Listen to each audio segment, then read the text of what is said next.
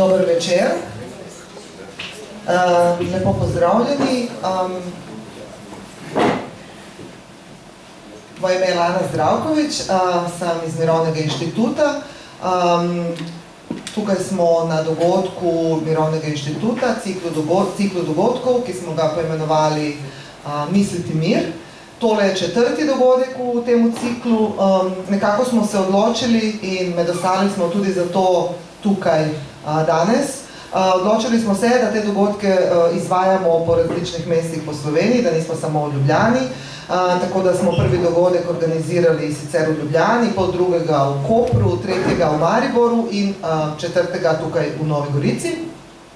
Upamo, da s tem na nek način pomoremo tudi k tem decentralizaciji, da se ne dogaja vse skozi v Ljubljani, da se ne pogovarjamo skozi samo eni in isti med sabo.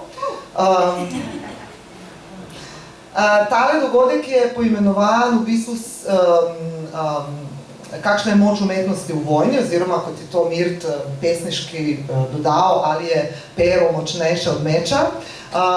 Na to vprašanje bomo probali danes odgovarjati, seveda v direktnem in prenesenem pomenu. Nekako smo izhajali iz tega, da smo v neki situaciji, kjer se soočamo ne samo z nenehnimi vojnami, ampak v bistvu z neko skoraj da situacijo konca, da več sploh ne moremo zamisliti neko nadaljevanje, neko prihodnost, ne samo, da nenehno spekuliramo o nekemu koncu, ampak se zdi, kot da nenehno živimo v neki, da smo se že navadili, da živimo v neki situaciji konstantne grožnje, apokalipse in vse te vojne, ki nas obkrožajo, se v bistvu, kot je Erik že povedal, so v bistvu nam vse bližje in bližje.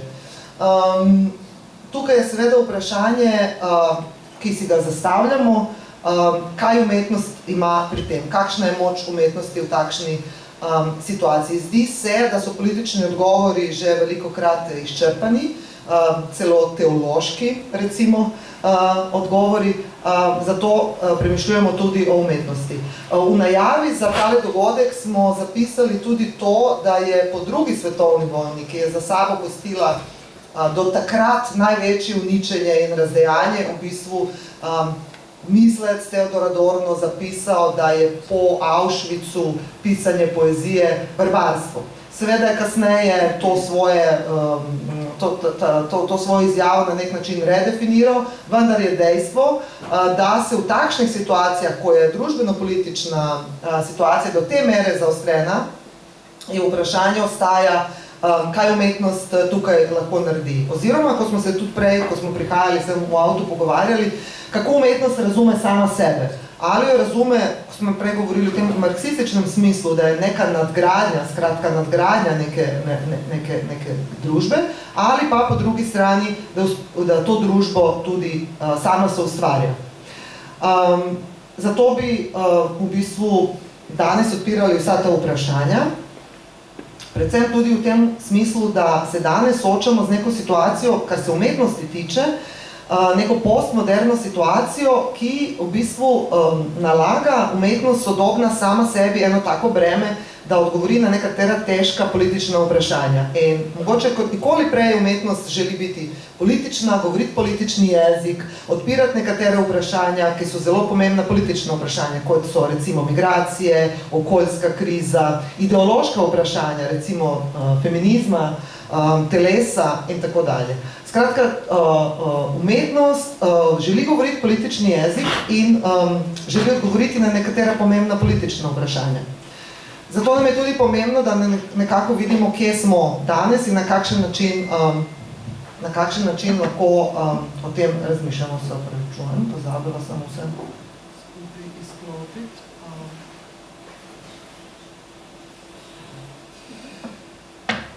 Tako, zdaj bi pa v bistvu samo povedala, kako bo potekal tale dogodek in sicer tukaj se bomo pogovarjali 1,5 ure.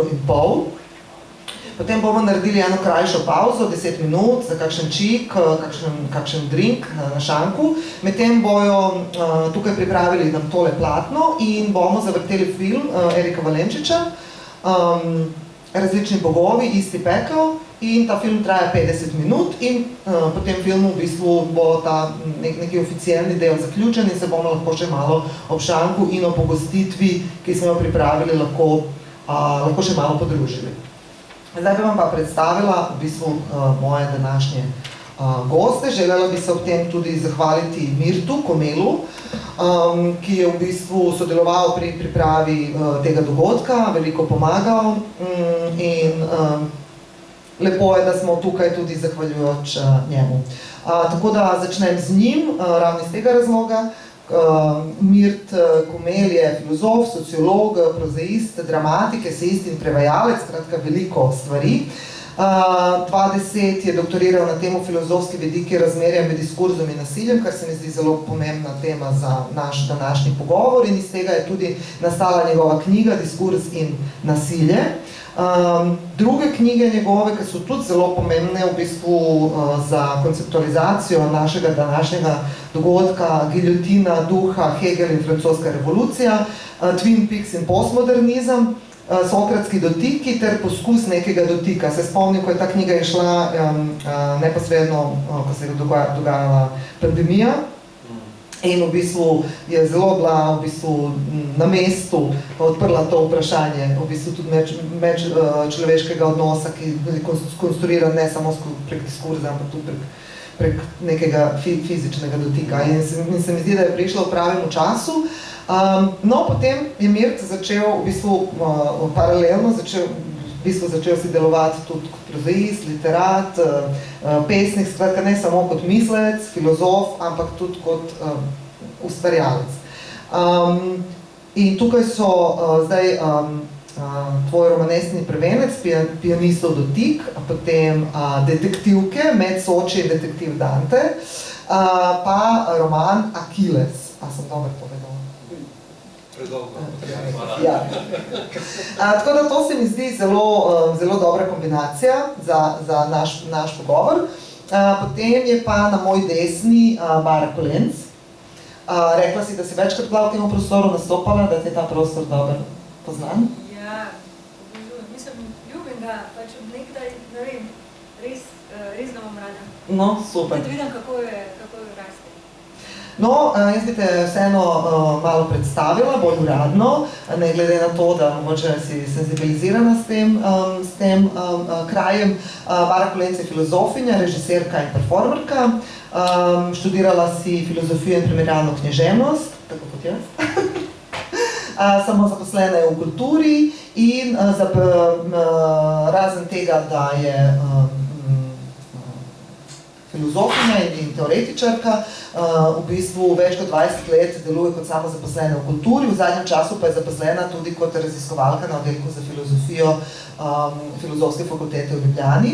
Za predstavo Retorika, ki jo je ustvarila skupaj z Novogoričanom, Aten Tuto, je leta 2016 prejela eno od 4 glavnih nagrad festivala, kako se reče? Teater Trefen. Okay. Bara se tudi v svojem delu ukvarja z vprašanji, ki so družbeno-političnega pomena, neenakost, revščina, marginalizacija, tudi z osebnimi vprašanji. In delala je v bistvu tudi predstave, ki tematizirajo nekatere pomembne, a pozabljene ženske iz slovenske zgodovine. Tako da v bistvu, Bara, ti tudi združuješ teoretični premislek z nekim praktičnim, tudi umetniškim ustvarjanjem in tudi ta tvoj pogled bo v bistvu zelo pomembna za našo temo.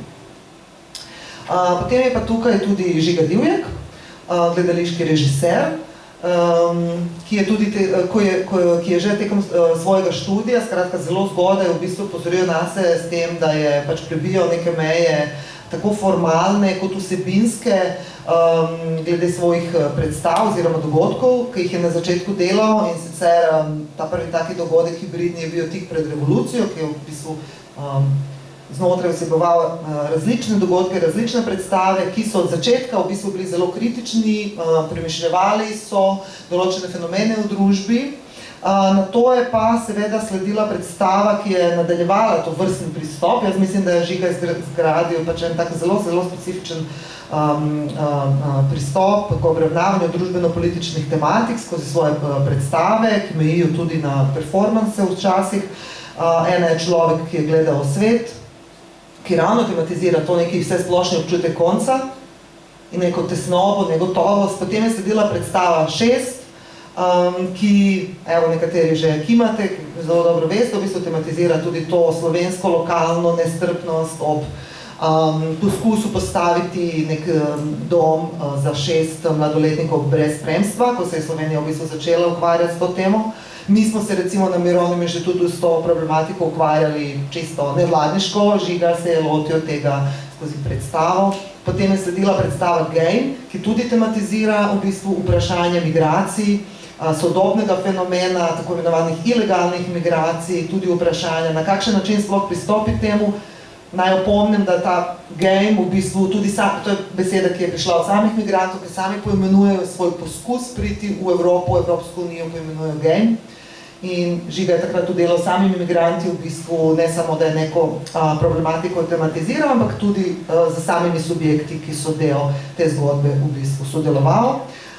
In kasneje so nasledili še predstavi Vročina, krize, ki v bistvu tematizirajo okoljsko krizo.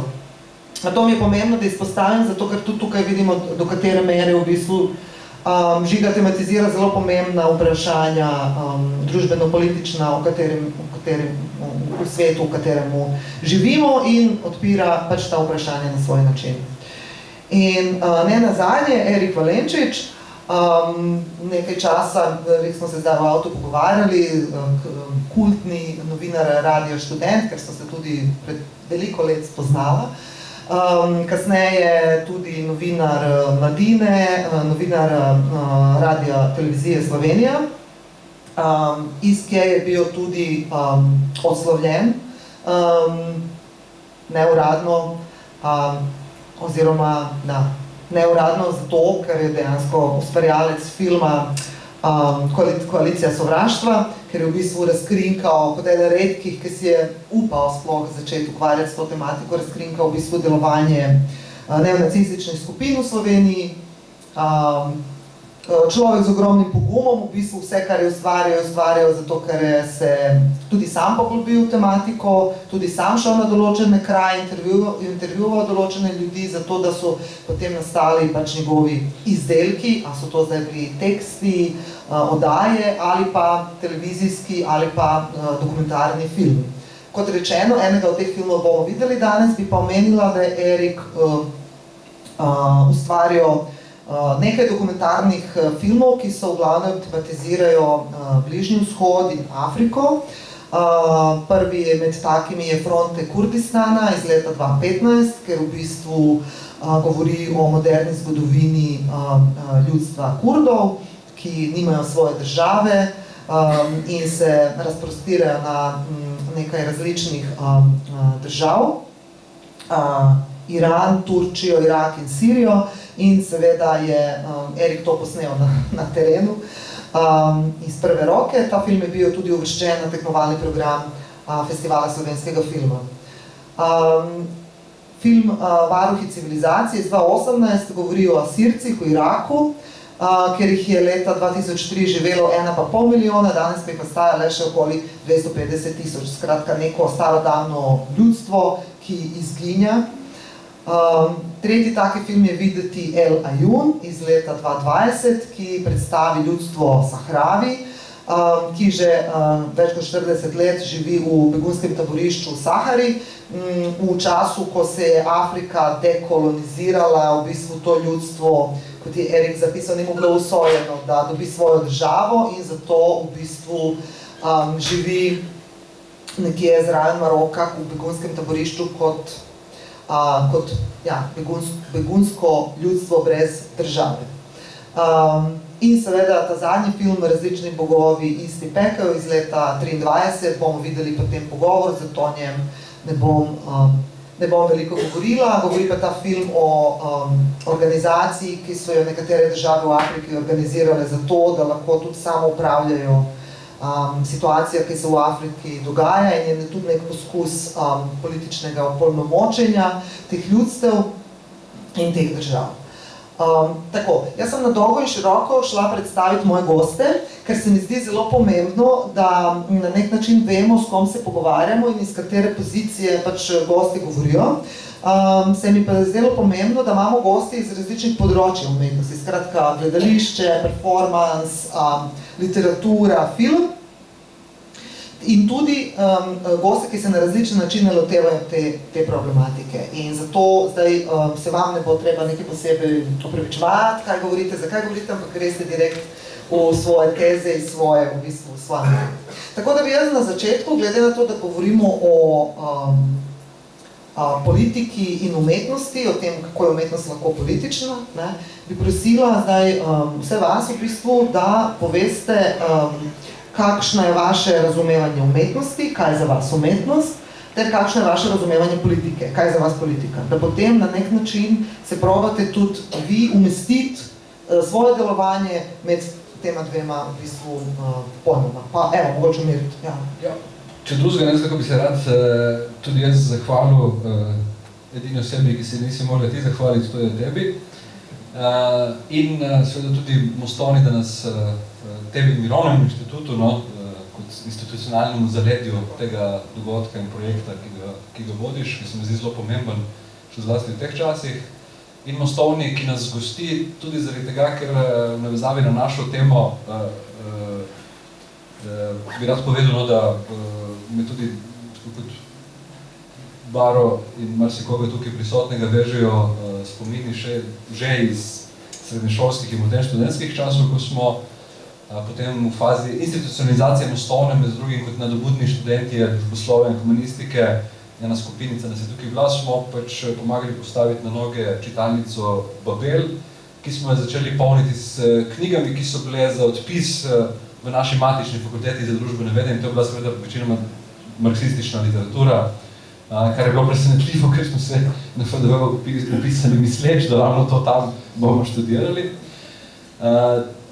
Razlog, zakaj to omenjam, je predvsem ta, da smo takrat kot nadobudni študenti poskušali malo tega humanističnega duha vnesti tudi v Gorico, kjer smo menili, da ga pač manjka, in da smo hoteli, če zelo prozaično povem, navezavi na našo temo, v Gorico spreminjati tako, da smo pač brali. Z besedami smo hoteli spreminjati mesto, če zelo poenostavim. In temu dogodku, še vedno navezavi na našo temo, sem hotel zoperstaviti nek drugi dogodek, ki se je zgodil veliko let kasneje. To je bilo v času slovenskega ustajništva, 10 let nazaj, si morate misliti, ko se je ta ogenj, ki se je začel v Mariboru in potem prijel, je raznev v Ljubljani in potem poskušal širiti tudi po drugi Sloveniji, tudi prijel nekoliko v Gorici, smo poskušali nekaj organizirati, najprej na Bekovem trgu, na to tudi na meji, v mislih to, da bi privabili recimo tudi z sosednje Italije aktiviste. In smo se znašli potem tukaj na trgu Evrope v nekaj 20-30 ljudi, skratka protest zelo v goriškem stilu. Ker pa je bilo stvar takrat zelo politično resna, seveda smo imeli tudi zraven policijo, ki nas je budno spremljala. In ne vem, kdo se takrat spomnil, je rekel meni, da pejdi ti, ko imaš doktorat, se pogovoriti z njimi, da ne bo težav. Jaz nisem sicer razumel dobro, zakaj bi človek doktoratom bil najboljši sogovornik za policijo, ampak dobro sem šel, in pridem tja in ta v civilu, ki je bil očitno šef pod krinko, me kot prvi in reče, kaj zdaj fantje, pa kaj nasilja? In jaz tako, upam, da ne, je rekel, ja, pa ne boste več dosegli. In pomenljivo je to, da je to policaj rekel, da nam je dal ta zelo pomemben nauk za revolucionarne boje, ki pa ga zdaj zoprstavljam na tako tisti ideji te čitalnice in branje humanističnemu idealu besede. To dvoje pa ustavim, veliko bom rad predolg, to je tema mojega doktorata, tako da imam veliko preveč za povedati. To je razmerje med diskurzom in nasiljem, je tisto, kar je na mizi, tisto, kar je v igri, v trenutku, ko odpremo stvari na način vprašanja umetnosti v času vojne ali, kakor sem sugeriral pod naslov, ali je pero močnejše od meča. Zdaj, zopet iz profesionalne deformacije sem poskušal izkopati ven, kdo je prvi artikuliral to misel, to paradigmo, to znano angleško frazo "The pen is mightier than the sword", in po vseh koordinatah sodeč, imam plonk listek, ker je citat dolg, je to bil Edward Bulwer Lytton, ki je v drami, ki priznam nisem poznal, preden nisem šel to raziskovati, drami Richelieu or the Conspiracy, v kardinal Richelieuva usta položil sledeče besede. Through this, beneath the rule of man entirely great, the pen is mightier than the sword. Behold the arch-enchanter's wand, itself a nothing, but taking sorcery from the master hand to paralyze the scissors and to strike the loud earth breathless. Take away the sword, states can be saved without it. Države se lahko rešijo brez meča. Zdaj, iz gole radovednosti sem šel gledati potem, od kje je ta človek to pobral, ker se mi je zdelo pač, da je stavek tako univerzalno veljaven, da je zagotovo bil že izrečen poprej in absolutno tudi v različnih oblikah, tudi kasneje, in boj, da se da datirati stvari nazaj vse do asirskega misleca, si možete misliti o Hikarja, ki ga tudi nisem poznal, Erik ga zagotovo boš poznal od mene, ki naj bi neko podobno reč izrekel, namreč, da naj bi bile besede močnejše od meča. In od tega, da se potem pripisuje to, da je bil pravzaprav ljudski izrek, da je to nekako vse splošno ljudsko mnenje, splošna univerzalna resnica, se ta stavek potem kotali skozi zgodovino in jo najdemo pri tako raznovrstnih osebah, kakor je to, da je, ne vem, Shakespeare v Hamlet izreče, da se tisti, ki vihtijo rapier, često bojijo tistih, ki vihtijo gosje pero, do preko nič manj kot preroka Mohameda, ki je rekel nekaj podobnega v nekem specifičnem kontekstu, da včasih, ko bo med rabci vladalo razdejanje, takrat bo beseda imela večjo ali močnejšo veljavo od meča, vse do, ne vem, v različnih oblikah permutacije te iste misli, vse do, ne vem, Napoleona, ki je, kot je znano, dejal, da se je treba bolj bati 4 sovražnih časopisov kot 1000 bajonetov. Meni se zdi pomenljivo, da so ta stavek in to misel izrekli ne samo umetniki, ampak tudi politiki, vladari, državniki, vojskovodje, zato ker ima ta stavek v rokah enih ali pa drugih neko posebno drugo konotacijo. In konotacije, cel razpon pomena, ki ga ta stavek ima, lahko gremo od zelo pragmatičnega političnega cinizma do zelo umetniškega, intelektualnega, humanističnega idealizma. Cela ta pahljača pomenov, ki lahko prepišemo nekomu tako na videz enostavnemu in samomnevnemu stavku, je natanko tisti spolski teren ali pa tista ledeno jezero, po kateremu bomo, mislim, da nocoj drsali. Super, hvala. Kako bi nadaljevali? Mogoče Bara s tabo, da bi mogoče ti se tudi umestila v svojem razumevanju umetnosti, politike in tem, kje se ti giblješ med tema dvema v bistvu področjima.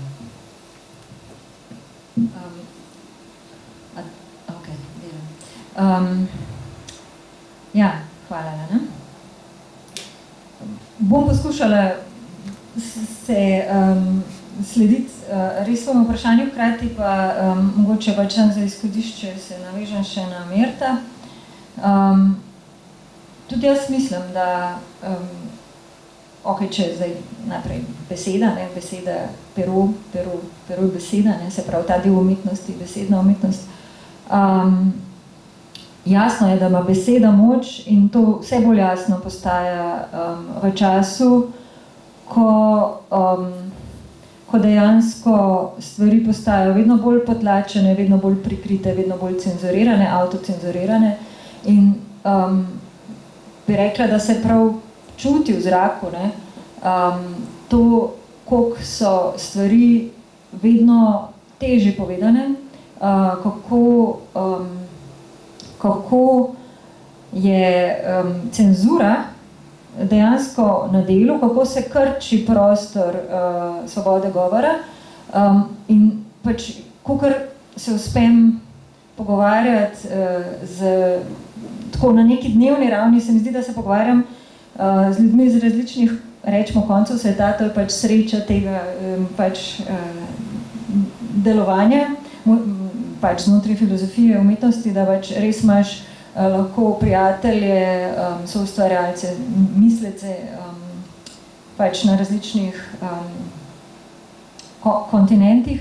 In recimo Nemčija. Nemčija postaja tako zožen prostor, pač, kar je bilo vidno v tisti Žižkovi intervenciji na knjižnem sejmu, kjer je praktično povedal nekaj, kar je znotraj slovenskega prostora še vedno zveni posebno nekaj normalnega, vsakdanjega, se razume, ne? Vsi delimo podobno mnenje. Tam pa je naletelo na kar močen odpor in kar veliko prijateljev, ki pač že recimo 20 let živijo in delajo v Nemčiji kot intelektualci, umetniki, razmišljajo o tem, da bi zapustili Nemčijo, ker je enostavno postala tesna v smislu svobode duha. Nekaj podobnega ali drugačnega se dogaja recimo v Ameriki. Se mi zdi pa, da znotraj Slovenije za čuda še vedno se da veliko stvari povedati, tudi v javne medije pride več stvari kot recimo v Nemčiji v tem trenutku. Tako da se mi zdi, zdaj samo da zaključim to idejo cenzure, ne, se mi zdi, da je pa umetnost imela vedno to sposobnost, da je uspela na nek način zaobiti cenzuro z nekimi triki, z nekim humorjem, še posebej recimo, ne vem, gledališče ima to fajn sposobnost, da v bistvu skozi, rečemo, neko parodijo ali pa skozi neko dvoumnost znotraj besede dejansko lahko govori stvari, ki so vsem jasne, pa še vedno niso povedane na direkten način. Zdaj pa, da to vprašanje, kaj je politika, kaj je umetnost zame. Zame je umetnost način, v prvi vrsti način ustvarjanja novih svetov, se pravi novih, rekla pač na tak mogoče banalen način premikanja nekih mej, se pravi je način odpiranja prostora v smeri, kjer pač tega prostora še ni bilo. Se pravi, ustvarja nove načine mišljenja, dojemanja sveta človeka, čutenja, percepcije, zaznavanja, skratka vsega. In enako bi rekla pravzaprav tudi recimo za mišljenje, za filozofijo, sem da ima pač umetnost recimo nek večji diapazon, se pravi filozofija je dostkrat pač, ali pa kritika ideologije malo zreducirana na samo racionalno plat, medtem ko na plat, racionalna plat je čisto v redu, medtem ko umetnost pač to lahko dela na veliko širši, pač skozi širši diapazon, ne vem, kot sem rekla prej, čustev, percepcije in vsega skupaj. Tako da to se mi zdi prva in nujna naloga umetnosti in ravno znotraj tega je umetnost lahko tudi politična. Zdaj pa kaj je politika? Jaz mislim, da politika je kakršnokoli človeško delovanje, ki je usmerjeno v spreminjanje družbe. Se pravi v to, da se da se, ja, skratka, to definicija bi bila po mojem čisto redu, bi pa rekla to, no, da jaz se kar strinjam z Marksom, da je prišlo do recimo po francoski revoluciji, ne, začetkom liberalizma, do enega razcepa na civilno družbo, na privatno sfero, ne, na privatnega individuuma in človeško politično delovanje. In v trenutku, ko pride do tega razcepa, v bistvu politika umre. Ne, politika pomeni, da je človek v svojem vsakdanjem delovanju posvečen tudi nekemu skupnostnemu delovanju oziroma nenehnemu ukvarjanju s tem, da se družba misli, spreminja, rešuje in tako naprej. Ne.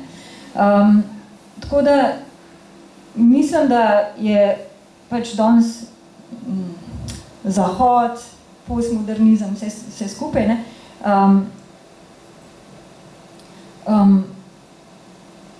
pač zakaj imamo ves čas občutek, da se ne da nič spremeniti in umetnost sama ima občutek, da v bistvu se upira v prazno, ne, in recimo en teater Trefen, se spomnim, 2017, se mi zdi, je imel naslov, temo je bila estetizacija upora. Ne.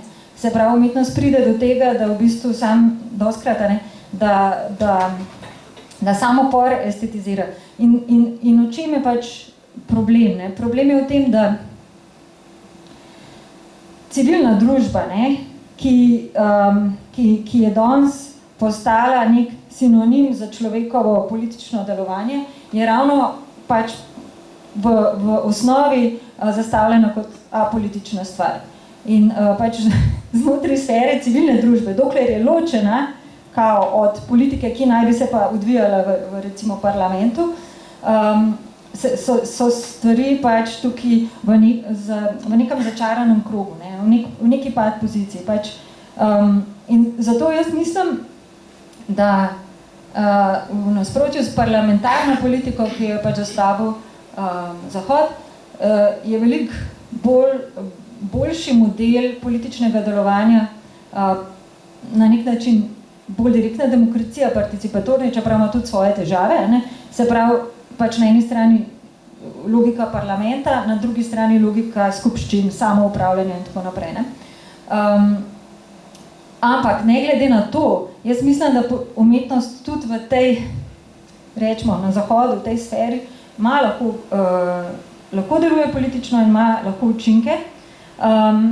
In sicer takrat, najbolj takrat, ne toliko takrat, ko v tem govori, to estetizira, reflektira in tako naprej, tudi tukaj ima lahko, se bom čisto kratka še, ampak mislim, da ima učinke najbolj takrat, ko posega, ko v bistvu opravlja nalogo, ki bi jo mogoče prevzame funkcijo, ki ni toliko estetska, ampak je ampak dejansko poseže neposredno v neko družbeno meso in ga tam začne spreminjati. Ne? Zdaj, da mogoče predam, kar jaz besedo Žigatu, meni se je zdel, ko se je Žiga pojavil na sceni, ne, da je to pravzaprav politična umetnost, da tu je možnost politične umetnosti danes, zato ker je uspel s temi svojimi predstavami dejansko premakniti to, recimo, rečemo gejmu, slovensko samozavedanje, ali pa je uspel narediti nek premik k temu, da so stvari postale bolj ozaveščene, bolj vidne, hkrati verjetno so bili neposredni učinki tudi v tem, da je dejansko pomagal tem ljudem tam, pač, ki jih je povabil projekt in tako naprej. In enako bi rekla, no, zdaj se ne vem, kako se je pol to odvilo, ampak meni je tudi zelo fascinirana Žigatova predstava o Luki Koper, kjer je pač delu oziroma se pogovarjal z žerjavisti pa s čistilkami, in potem te intervjuje z njimi postavil v gledališki prostor. To je bilo tudi nekaj, kar po mojem je vsaj določene učinke, premike na nekih ravnih naredilo. Hvala. Ne vem, ja, mene na nek način v delovanju nekako, vse to, kar se pogovarjamo, na nek način se mi zdi, da je tudi tema teh predstav, na nek način. Se mi zdi, da zmeraj izhajam iz nekega občutka tega, da te določene stvari motijo, da določene stvari te bolijo, da si želiš, da bi se spremenili in da hkrati ob tem občutiš neskončno frustracijo, da nič ne moreš in se pol tudi tem feelingom ne želiš predati. No. In se mi zdi, da je velikrat tema predstave ravno to, kako v bistvu preživeti s tem nekim hitsnim občutkom, da ves čas tečeš, da ves čas divjaš, da komaj loviš zrak, hkrati pa se nikamor ne premakneš. No. Zdaj, čas, ki ga živimo, se meni zdi izjemno nasilen, hkrati se mi zdi, da se pa to nasilje izjemno prekriva. Dobro, zdaj je to smešno govoriti v tem trenutku tega, kar se dogaja v Gazi, no pa tudi tle se v bistvu to nasilje skuša prekriti.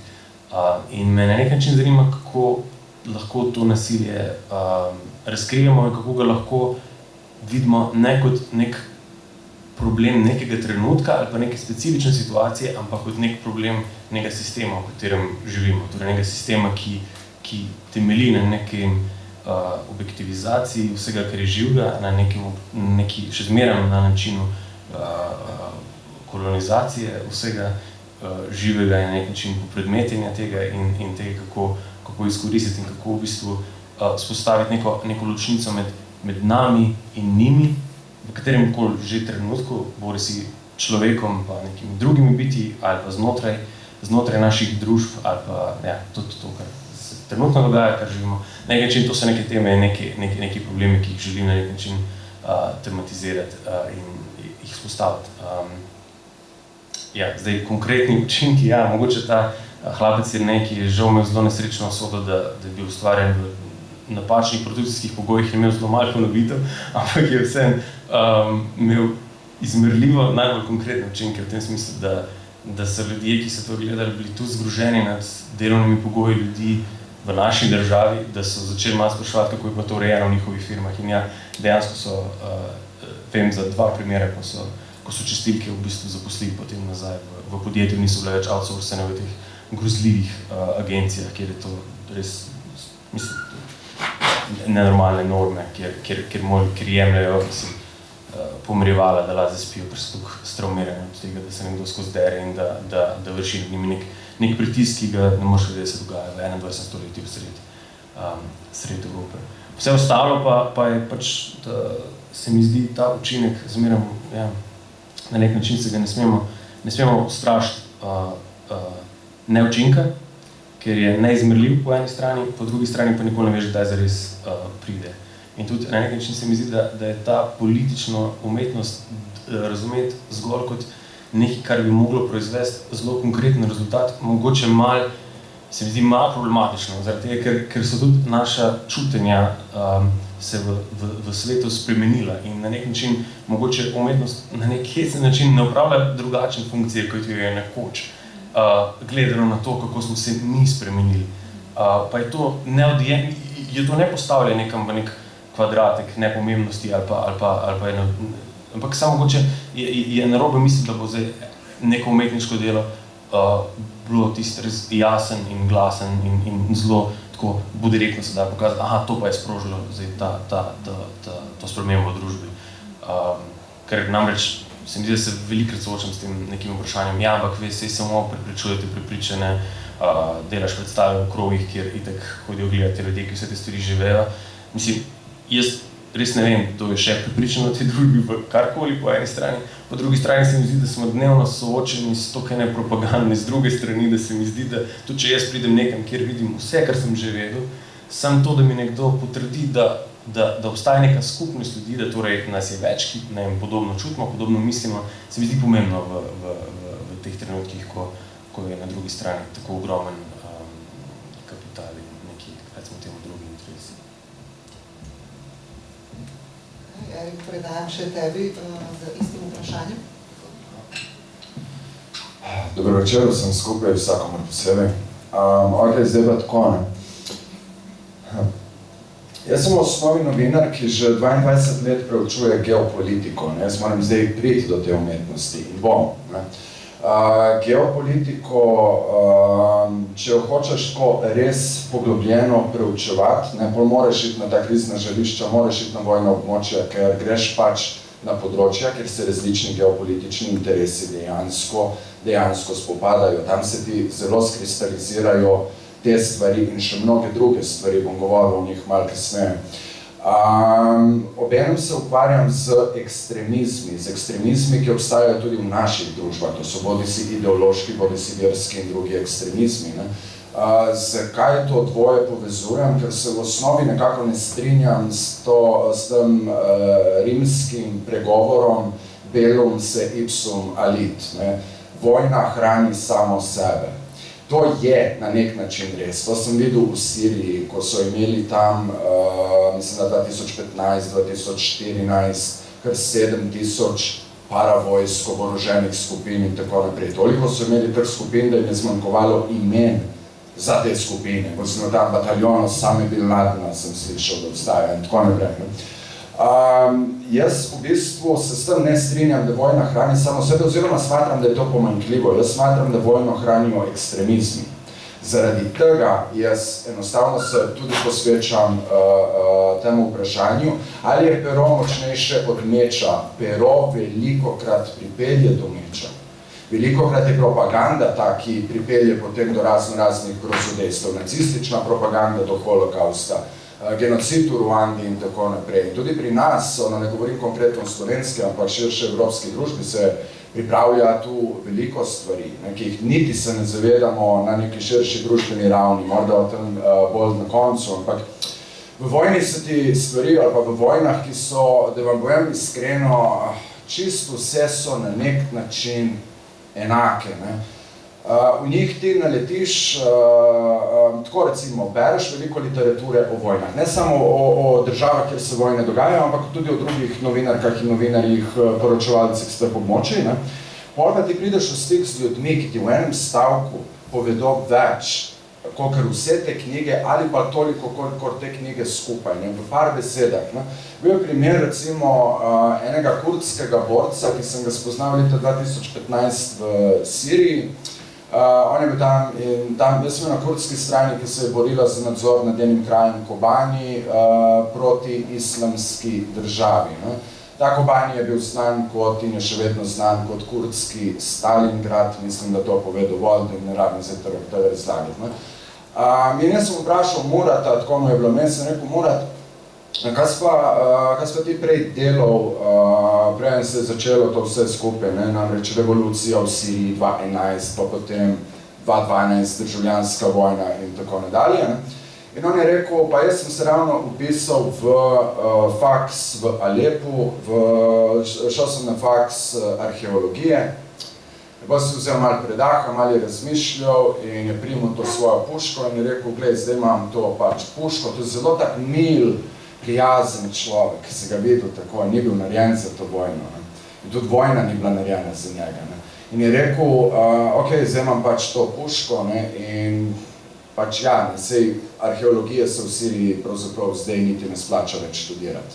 In to je to, kar veliko ljudi absolutno ne ve in ne razume, da ko vojna pride, vojna izbriše absolutno vse.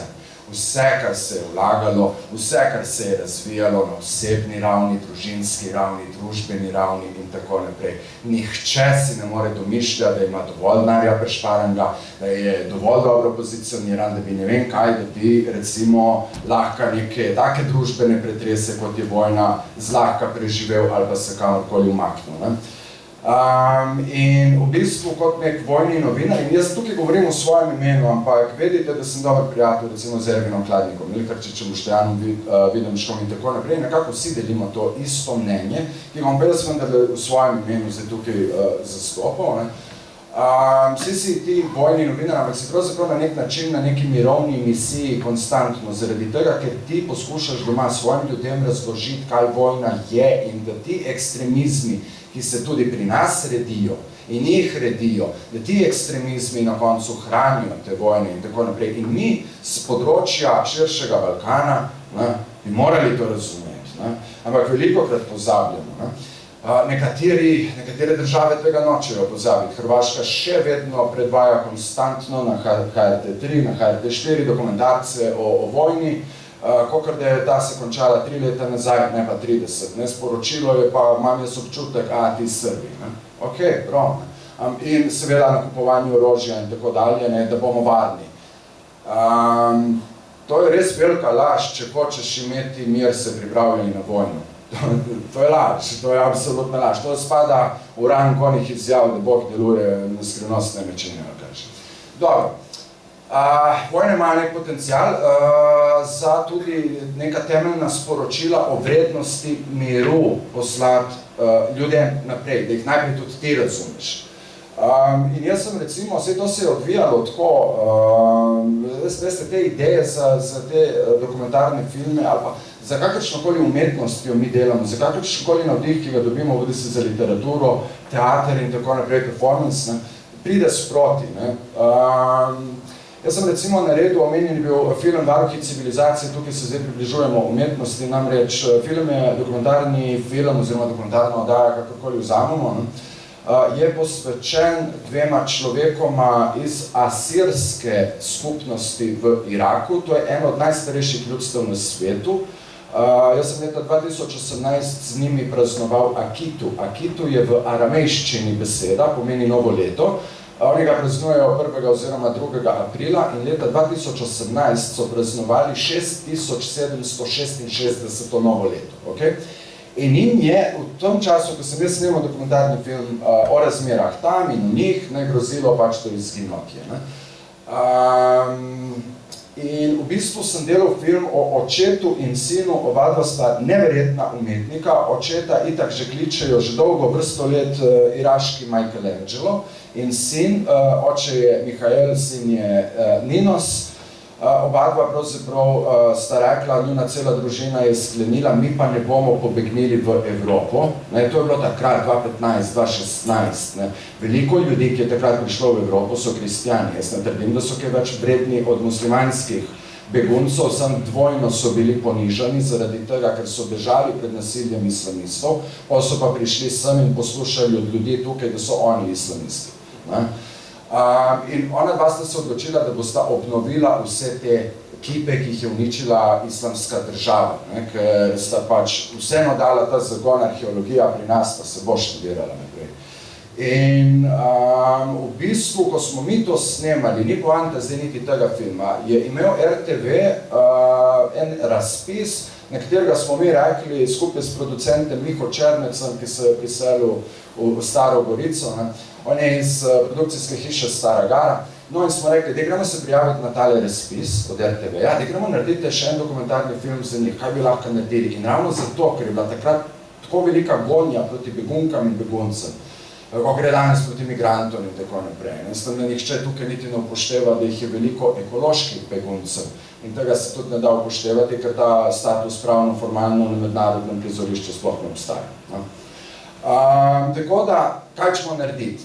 In sem rekel, nekako skupaj smo rešili idejo, da gremo narediti en izobraževalni zgodovinski film o teh najstarejših samostanih, enih od, ki so v Asirci so namreč zelo zgodaj sprejeli krščansko vero, oni trdijo, da že leta 31 po našem štetju. Tam so res ti najstarejši neki samostani, da gremo to narediti.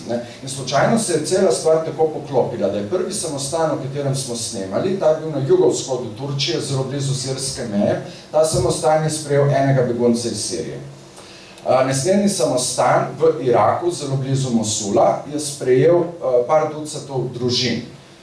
Tretji samostan je skupaj s to neko majhno krajevno skupnostjo kraja Alkoš, ki šteje 5000 prebivalcev in prebivalk, je sprejel par sto beguncev in zraven je ta oče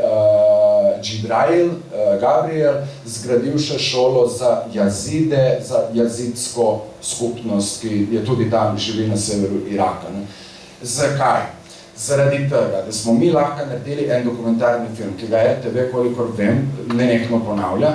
Mislim, ne zdaj, da se čistam, to mi pač ljudje govorijo, da je bil spet v kakšnem verskem prazniku prikazan in super, ker je pač, ker Evropska ljudska stranka se lahko postavi na glavo s temi krščanskimi temelji Evrope, ampak temelji krščanstva so na Bližnjem vzhodu, okay? In je z tega vidika zanimiv film, hkrati imate pa notri menihe, ki so v tistem času, in duhovnike, ki so v tistem času živeli 9 oziroma 12 kilometrov, to je bil samostan Marmataj, stran od položajev islamske države, ampak v njihovih očeh je bilo vesolje miru.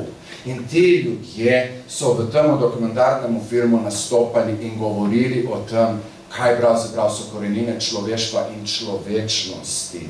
In niso govorili iz verskega vidika, ampak strogo iz človeškega. In zakaj je treba pomagati sočloveku in tako naprej. In to smo naredili zaradi tega, da pač enostavno, ker če ti že greš v vojno, če ti tam gledaš najhujše stvari, ti moraš domov prinesti nekaj tudi, kar bo vredno, imelo neko določeno vrednost za nas, ki živimo tukaj, da se enostavno zavedamo, da pa pravzaprav smo ravno tako ljudje, kot vsi povsod. In kar se dogaja tam, se lahko dogaja tudi nam, če mi ne bomo dovolj pazljivi. Ne? In jaz sem na račun prav tega dokumentarnega filma, imate ga na strani RTV, Troje svetih je ime, je naslov.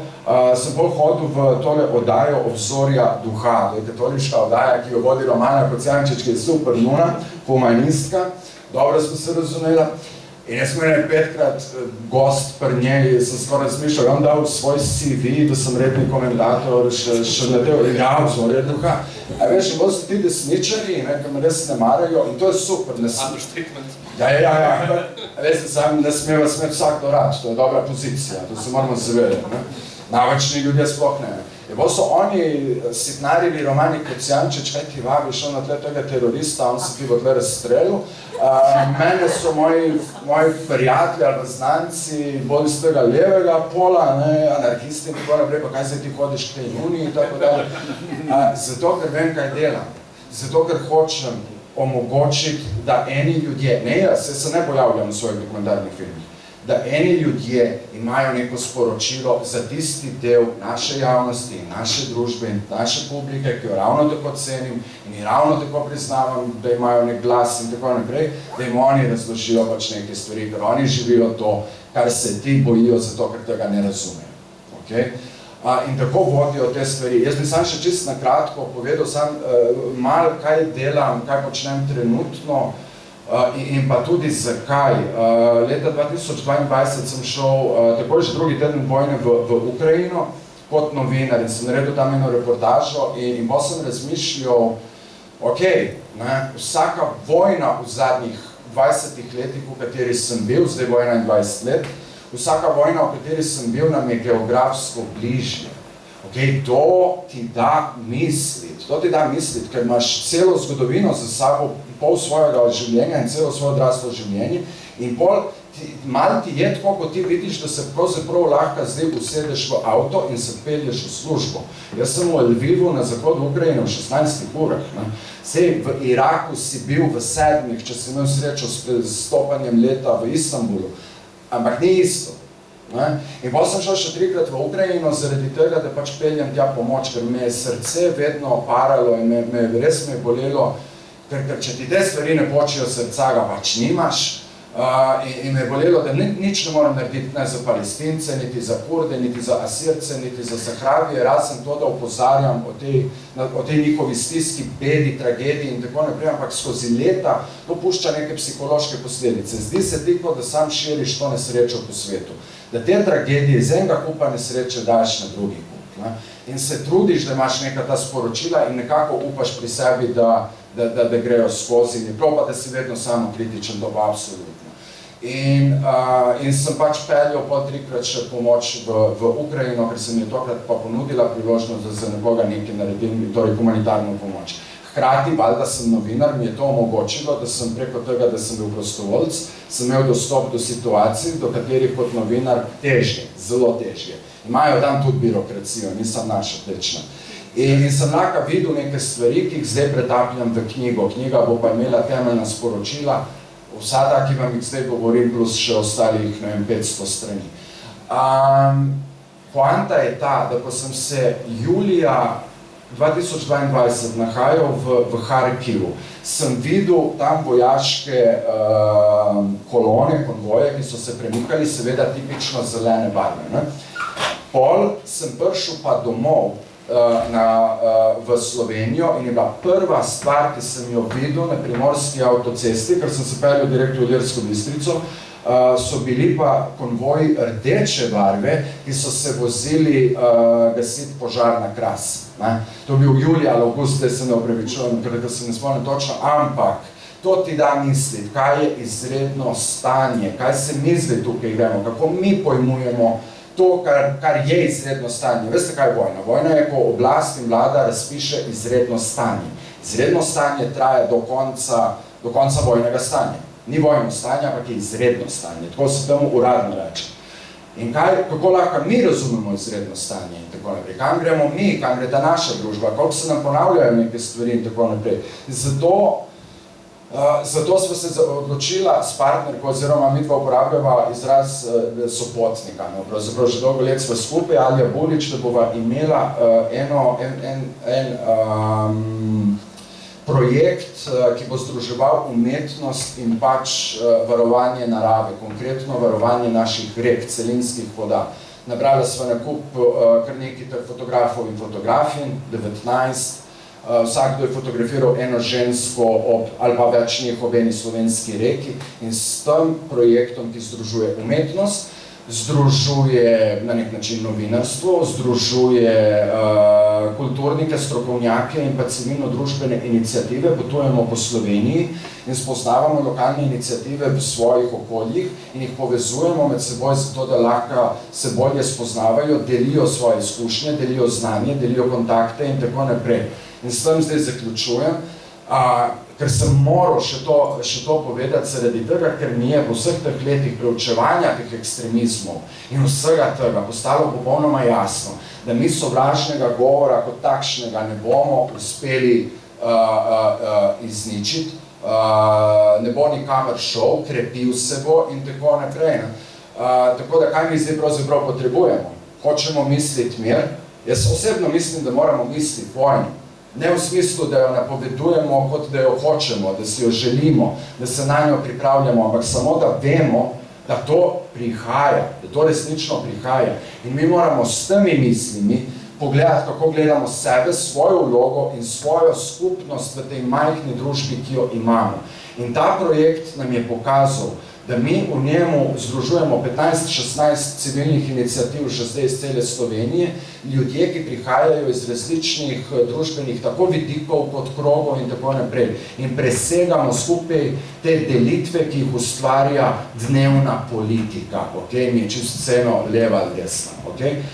In to je nekaj, kar mi hočemo narediti. Platformo, ki bo z dejanji se zoprstavila vsemu temu sovraštvu, nesmislu, dezinformacijam, manipulacijam, demagogijam in vsemu temu. Platformo in skupnost, nekaj, kar nas bo držalo skupaj, ko bomo šli skozi te negotove čase, ki so pred nami, v katerih smo že globoko zabredli, pa ne po naši krivdi, ampak samo mi tisti, ki se bomo morali v tem znajti. Hvala. Super, hvala, Erik. Jaz sem imela tako dolg uvod v govorce, ampak so govorci še dlje govorili, kar je odlično. In tudi mi je bilo zelo všeč, ko si rekel, Erik, da je vojna vse bliže, mislim, to mi ni bilo všeč, ampak je dobra misel, da je vojna vse bliže, da se tega moramo zavedati in da se lahko še približa, če ne bomo pazljivi. Mene bi zanimalo, kaj to pomeni, kako smo lahko bolj pazljivi, pa bi mogoče o tem se pogovarjali, ampak bi predvsem, zato ker smo res zdaj že dolgi, govorimo že 1 uro vsi skupaj, vprašala, če je kakšno vprašanje o mnenju iz publike, da to skupnost, o kateri Erik govori, že zdaj začnemo širiti. Tako da, če je kakšno vprašanje ali mnenje z vaše strani, pač povejte.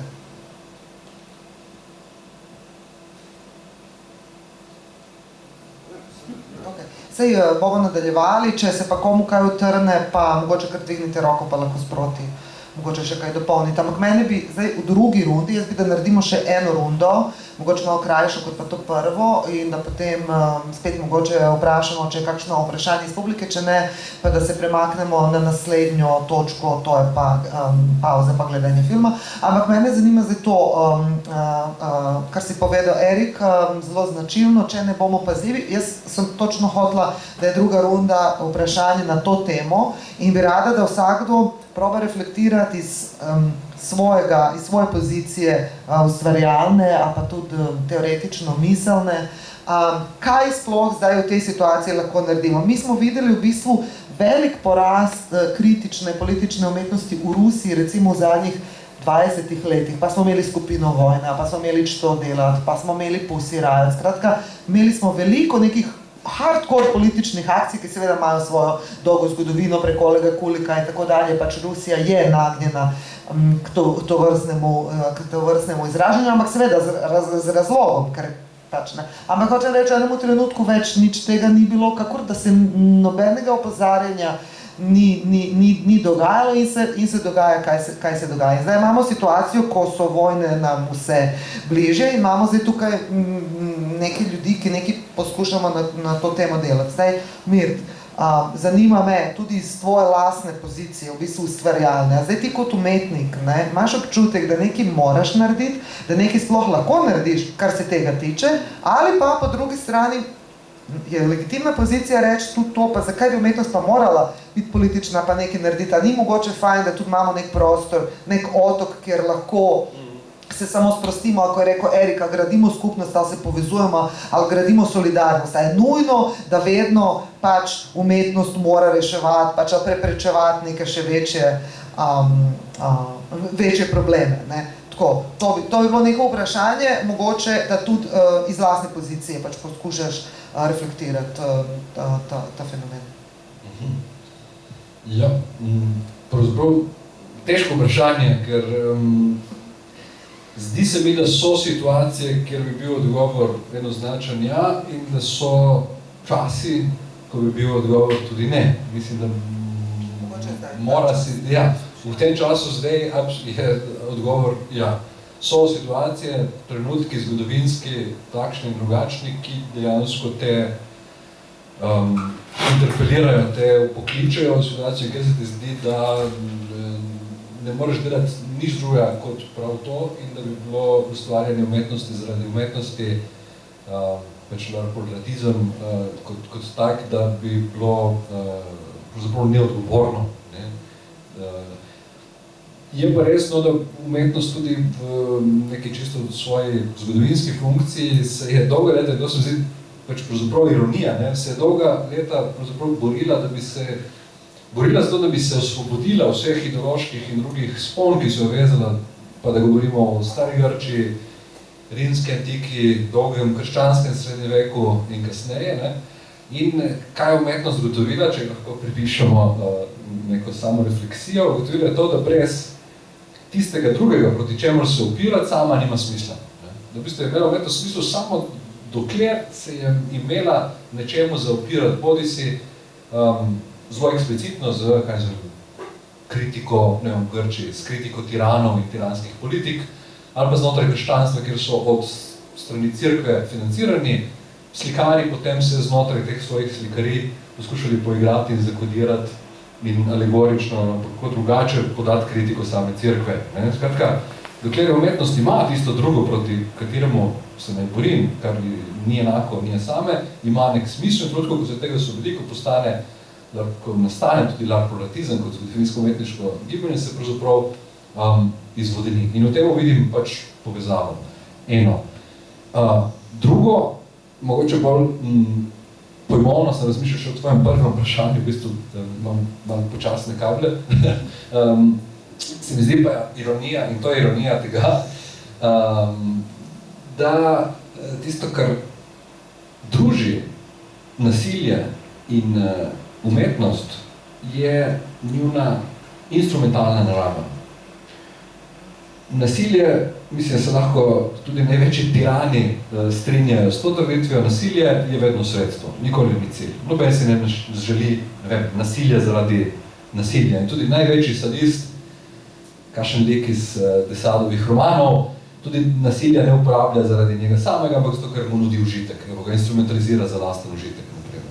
V primeru vojn ima nasilje točno določeno funkcijo. In zato rabi, pač o tem piše med drugim Hannah Arendt v svoji knjigi o nasilju, zato vsako nasilje potrebuje opravičitev in upravičitev. To, da se upraviči in upraviči se lahko samo z besedami pred drugimi. Svoj, kako ti diskursi, in tukaj se umetnost nevaren kratek stik obstaja med umetnostjo in nasiljem, kako se nasilje upraviči pred drugimi, naprimer s diskurzom, umetniškim ali pa političnim, ki ima točno to funkcijo in odgovornost, da v določenih situacijah to nasilje upraviči. Jaz ne mislim, da je vsako nasilje napačno, obstaja nasilje, ki je še več kot upravičeno. In način njegove upravičitve ni zgolj stvar, ne vem, politične manipulacije, propagande in naprej, ampak je dejansko zvezano z točno določeno, ne vem, zgodovinsko situacijo, konkretnim političnim dogodkom, naprimer, ki ga potem lahko upraviči ali pa tudi ne.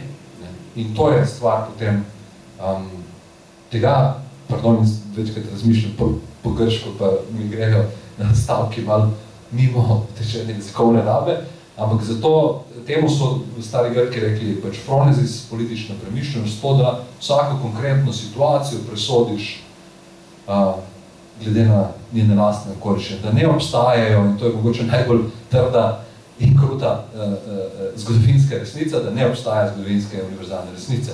V politiki je treba vsakokrat vse stvari premisliti na novo.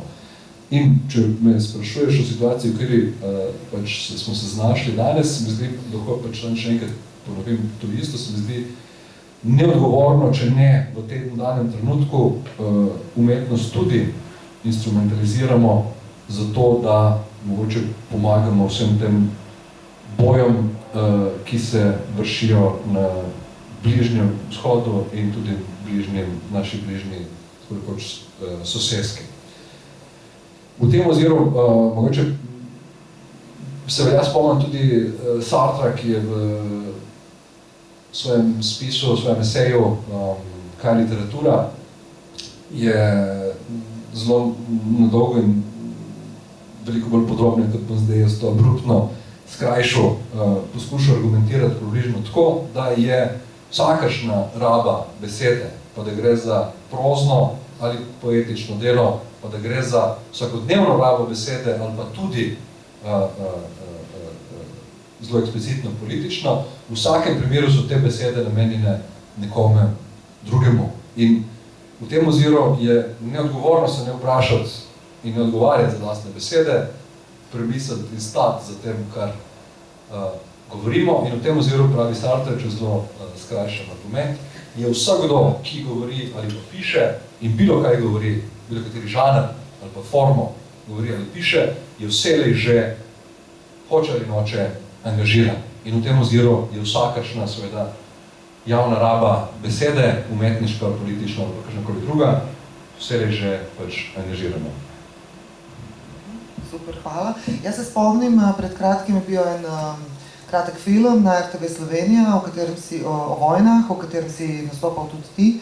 In si takrat povedal, da je, kakorkoli se borimo, pač si se skliceval na Kanta in na to njegovo idejo večnega miru, pač neko zelo liberalno idejo, predliberalno, če hočemo, in si govoril o tem, ja, ampak po drugi strani so vojne neki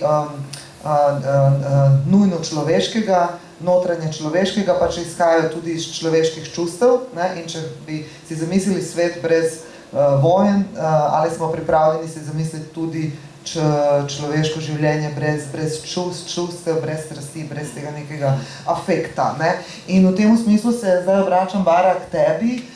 ti v bistvu v svojem ustvarjanju, ker bi rada, da smo v tem krogu zelo tako izhajati iz osebne izkušnje, osebne prakse, v bistvu ti ne samo, da si ustvarjalka, režiserka, ampak tudi sama nastopaš v svojih performansih, si plesalka, v bistvu si zelo svojim telesom prisotna, ne, skratka, tudi misliš telesom, izražaš v bistvu svoje misli s telesom, skratka, nek fizis je nenehno prisoten v tvojem umetniškemu ustvarjanju in me zanima v bistvu, na kakšen način ta političnost, če že prihaja, na kakšen način jo misliti kroz telo, na kakšen način je telo lahko politično, ne, in tudi pač ta nek pristop, ko si se v bistvu lotevala nekaterih pomembnih ženskih figur v preteklosti, v slovenski zgodovini, ne, zakaj je to pomembno? A je to zdaj pomembno, da je žensko telo? A je žensko telo nekaj drugačnega kot telo kot takšno? Sploh obstaja telo kot takšno? Skratka, ta neki fizični moment v bistvu, ker si edina tukaj, ki v bistvu na ta način se loteva nekaterih vprašanj, skratka, zanima me, kakšen način ti razmišljaš in koncipiraš vse te stvari, ko delaš. Hvala, Lana. V bistvu je kar težko, toliko močne stvari so bile povedane, ne, in seveda hkrati skušaš reflektirati ali pa odgovoriti na vse, pač, kar je bilo že povedano. Tako da moram iz nekje izpeljati. Tako, po eni strani je pač do tega, kaj je pripeljal Erik, je bil občutek, pač lahko končamo pogovor, vse, pač povedano je bilo. Ne. Ampak, ja, moram se navezati na to prej, ampak bom hitro prešla na to tvoje vprašanje. Se pravi, po eni strani to, kar je govoril Erik, se mi zdi res temeljno in dejansko praktično vse kulture se mi zdi imajo v tej svoji jedrni misli, stari misli, nek blazen mir, neko blazno razumevanje, sobivanje z naravo. Ne vem, če bereš daoiste, ne, pač je nek ta pustiti biti, pač pustiti drugemu biti, ne eno zahtevati, ne jemati, samo biti, niti ne to dajati, ampak biti. Tako da je zanimivo, hkrati pa seveda ima človekova narava, strasti in tako naprej. Nasilje je pač prisotno v naravi, ne samo med ljudmi, tudi med živalmi in tako naprej. In ideja kulture v osnovi ali pa recimo od razsvetljenstva naprej bila ravno to, človek bo zmogel premagati te bestialne, primarne, živalske strasti, nasilje in bo uspel doseči mir kot nek bližnji cilj, kakor se je zdelo tam rečemo v 17. stoletju. Ampak pač izkazali se je, da je šlo stvar res v napačno smer. Drugo, kar bi rekla, je ta človeška izkušnja, to se mi zdi recimo temeljno izkušnja, in tudi spominna izkušnja. Ne vem, pač to, kar je Erik govoril, razumeti vojno, poskušati si predstavljati vojno. Lahko osebno rečem, da jaz recimo osebno sem doživela vojno skozi zelo natančna pripovedovanja, zelo doživeta pripovedovanja moje babice. In kako predajati zdaj te spomine, je vprašanje, ker vsaka stvar, ki jo predaš, ki jo recimo prikazuješ filme na hrvaški televiziji, ali pa bolj, ko govoriš o vojni, bolj to vojno lahko spodbujaš, hkrati pa jo lahko tudi preprečuješ, ampak bistven je način, kako o tem govoriš, kako to predajaš. In zdaj ta človeška izkušnja, zdaj se pa navezujem že na vprašanje, se pravi, ta neka skupna izkušnja se mi zdi, da je temeljna stvar, ki nas povezuje. In jasno je, da je pač kapitalizem ta in skupaj z velemesti, ki nas je pač odtujil, ki nam je preprečil to skupno izkušnjo. In bolj, ko greš na jug, bolj vidiš, kako ljudje živijo v skupnosti. In se mi zdi, da umetnost, vsaj nekatere oblike, recimo gledališče, definitivno taka umetnost, ki ustvarja neko skupno izkušnjo. Ne? Tudi danes imamo neko krasno skupno izkušnjo in to je to, kar nas povezuje. Ne? Tudi z vsakim od vas imam en del svoje izkušnje. In lahko rečem, recimo, jaz sem dolg časa delala kot mentorca v dijaškem domu Ivana Cankarja, Teatru Pozitiv, s katerim smo tukaj tudi večkrat nastopali in tudi veliko Goričanov je bilo del te skupine. Pač to je postala neka družina v 10 letih tega skupnega delovanja, ki je, mislim, to je to, kar rečeš družina, brotherhood, ne, sisterhood, pač to je nekaj, kar je, tudi pa recimo Anja ali pa kdorkoli, ali pa Denis tukaj, en del izkušnje, ko sem jaz tukaj veliko za tem delala in smo skupaj delali, en del življenja smo skupaj čez dan in to je to, kar je to, kar nas povezuje, kar je kar recimo v vojni tudi pač edino, kar ostane. Ne? Zdaj pa telo in telesna praksa. Se mi zdi, da skupaj povezavi z feminizmom, z današnjim vprašanjem spola, ki je v Ameriki ali pa na Zahodu postal neko temeljno vprašanje, se mi zdi, da se dostikrat pač vprašanje tega, a je telo politično, izrablja, oziroma delati telo politično pomeni dostikrat prestavljati pozornost v neko napačno smer. Skratka, zdi se mi, da bom rekla čisto.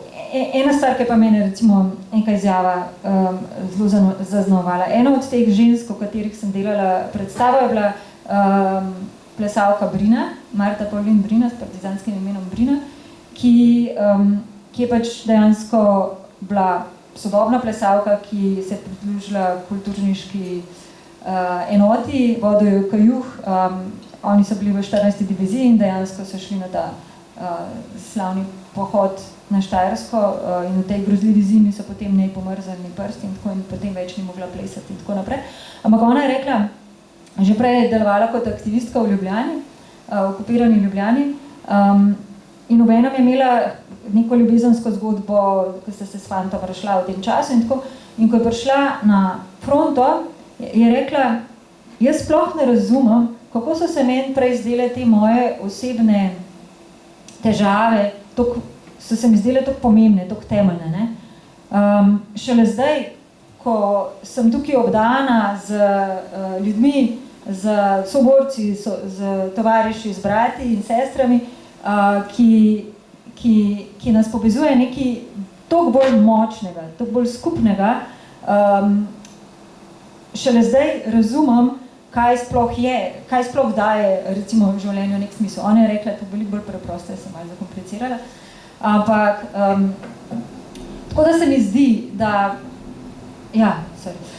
zdi, da to izpostavljanje telesa, telesnih praks, ki so se dogajale v performansu, pa ki je danes tudi zelo tako nekako modno, ne, se pravi žensko telo, transgender, vse to, se mi zdi, da je dostikrat nekako ravno relativistično, gre pač v smer, ki mislim, hkrati gre pa tudi za samim kapitalizmom, ki je totalno materialistična ideologija in ki v bistvu samo identiteto, človeško identifikacijo, človeško identiteto, se pravi odgovor na vprašanje, kaj človek sploh je, zvaja na telo. Se pravi, zvaja na spol, na simptom, se pravi, to je ta Žižkova identifikacija simptomov. Se pravi, identificiramo se nekim spolom ali pa z neko boleznijo ali pa z neko digresijo, z neko specifično psihološko. Ne? Se pravi, jaz mislim, da gre to v smer materializacije. Nam pa manjka nam duh, no? manjka nam pač, in duh se rojeva ravno to skupno izkušnjo in duh je pač to, kar nam recimo umetnost pa filozofija daje. In prej, ko je Žiga rekel, te očitki, ja, sej ta predstava pa nič v resnici zares ne premakne. Ampak, če se spomnimo, ko je prišel COVID, šele ko tega ni bilo, ko ni bilo več umetnosti, smo mi dojeli, kaj manjka, to pač je bila praznina.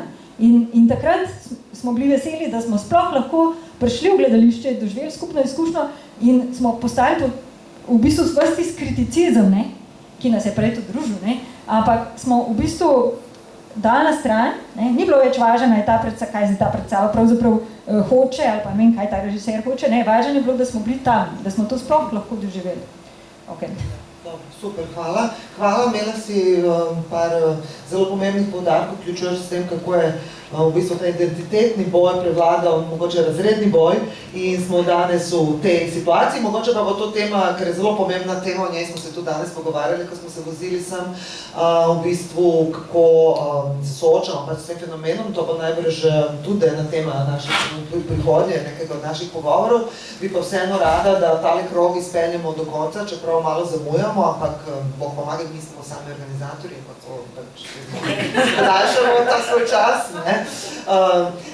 In bi rada, Žiga, tebe vprašala zdaj iz tvoje prakse. Jaz seveda, ko govorimo o politiki in umetnosti oziroma umetnosti v času vojne, ne moramo mimo Bertolda Brechta, ne. Meni se zdi, da je tudi tvoja, mislim, da to ni za nikamo veliko odkritje, da tudi tvoje ustvarjanje velikokrat spominja, v bistvu dosti brechtovskih elementov ima, ne, in ti se lotevaš tudi zelo pomembnih družbeno-političnih tem in po drugi strani imaš ta nek odklon, ne, efekt, ne, ki v bistvu poskušaš na nek način prenesti tudi to odgovornost takoj že na gledalca, ne toliko na same ustvarjalce. Dostikrat v bistvu to, kar se na sceni dogaja v tvojih predstavah, je neko prenašanje realnosti, nas sooča in na nek način nas kot gledalce tudi poziva k neki odgovornosti, premisleku. In bi rada v bistvu, da malo reflektiraš to iz lastne prakse, pač to svojo metodo, ne, zakaj ravno tako in kakšen vpliv ti misliš, zdaj da ne mislim na to, ja, pač itak prepričuješ prepričanih, ne, kar itak vsi počnemo tukaj, ne, ampak bolj v smislu, kako se ti zdi, da dejansko zarežeš v to situacijo, ko dejansko res agent se sklicujem na to, vojna je vse bližje in bližje, ne, na kakšen način v bistvu zdaj se lahko temu, recimo, zoperstavimo, oziroma kaj še lahko v tem trenutku, vedoč vse to naredimo, iz svoje lastne perspektive. Ok, in si prvo, se mi zdi en velik problem, tudi tega, kar smo se tle pogovarjali zdaj malo, je ta demokratizacija vojne, ne? To, da v bistvu jo dojemamo, to je tako človeška lastnost, ne vem, jaz tle tudi vedno vidim ful razrednega boja zraven in se mi zdi nujno o tem govoriti, in isto je z okoljsko krizo, ne? Bom tako poskušal govoriti, recimo, tako se mi zdi neverjetno, kako krivdo tako zelo demokratično razporedimo po celi sferi, celo zelo z veseljem jo še malo izvozimo na globalni jug, recimo medtem, kako pogledaš, kdo najbolj profitira od vsega tega, oziroma kako so pa razporejeno bogatstvo, pa vidiš, da je to čedalje ta bolj strma je ta piramida, ne? In tle se mi zdi, da je en od manj pomembnih momentov tega preizpraševanja, kaj je, če se vrnemo to, nasilje v tem trenutku in kako uvideti neko situacijo kot v bistvu, drugače povedano, tako v družbi hitro obsodimo neke proteste, kot recimo samo, da ne bo nasilje, kot smo se že prej pogovarjali. Kar je kar zanimivo vprašanje, ne? Da kako v bistvu še zmeraj pa ne dojemamo tega, da nekdo, ne vem, se vozi z luksuznim avtom, ki proizvede bistveno več CO2, ker bi ga zmogel kot direktno nasilno dejanje, ali to, da si lestiš super jahto, ali pa celo to, da imaš neke privatne bazene. Mislim, to ni dojeto kot nasilno dejanje, nekaj druga pa je dojeto kot nasilno dejanje. In tle meni v tem smislu zanimivo. Kaj je fotografitiranje rogov v primerjavi z ustanovitvijo?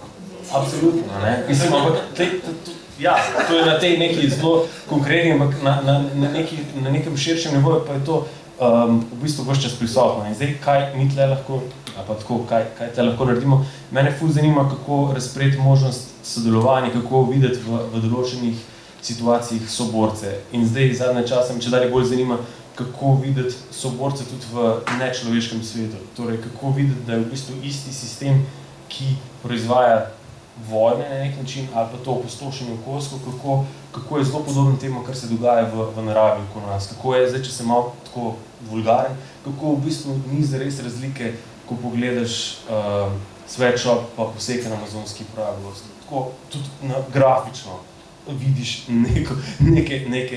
neke povezave in kako v bistvu nas ta končni fazi tudi telesnost tega nas vodi to, vse te in izgorelosti in vse to. Na nek način vidiš, da je to nek skupen boj, no? Ker se mi zdi, da je ravno to en od glavnih problemov, ki ga jaz zdaj vidim to, da se vse te boje tako zelo poskuša spraviti v en ozek, usmerjeno špico in pa se v bistvu sam znotraj tega problema ukvarjamo, ali je to zdaj telesnost, ali je to spolna integriteta, ali karkoli že je. In se zmeraj znova pozabi na ta osnoven boj, ki je pa še zmeraj razreden boj, in ki je za moje pojme pač ključen in če tega ne naslovimo, pravzaprav nobenega od drugih problemov ne moremo. In to je nekaj, kar mene v tem smislu zelo zanima.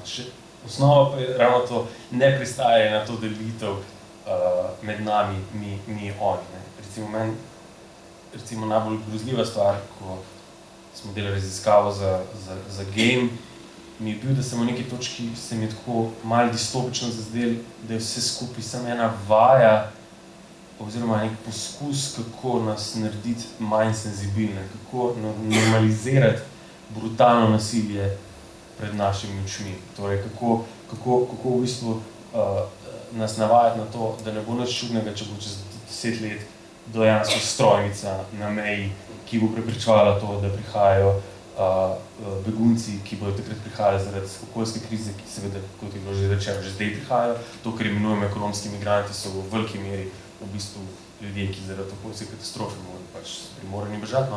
Ampak nekaj, kar nam je zdaj nepredstavljivo, nam bo ratalo na nek način normalno. In spet malo problematično se mi zdi, da zdaj, ko spremljamo Gazo, da je dobesedno isti način, kako nas uspavati v tem, kako nas navaditi na določene stvari, kako premakniti to mejo vsega tega. In v tem vidim jaz en velik problem tega, kako govoriti o teh kriznih situacijah, o teh stvareh, ki se dnevno dogajajo, so pomembne, kako pa hkrati ne pozabiti na neke boje, ki so isto pomembni in jih je nujno boriti se. Ne. In tle spet se vrača na to okoljsko katastrofo. Zaradi tega, ker vsaka vojna, kakorkoli je grozljiva in kruta, si na nek način lahko mislimo, da se zaključi.